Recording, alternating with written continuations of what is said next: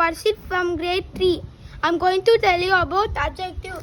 The word adjective means a word that describes noun.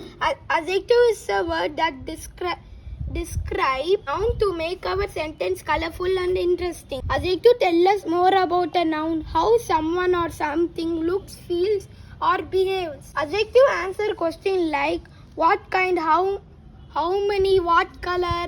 Let me show you some examples. What kind? There are big building and one small ant.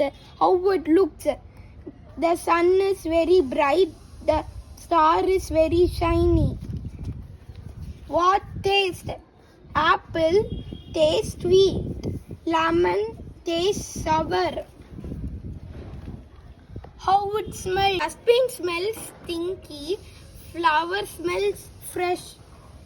What color? The Varshit car is red. The Sal car is yellow.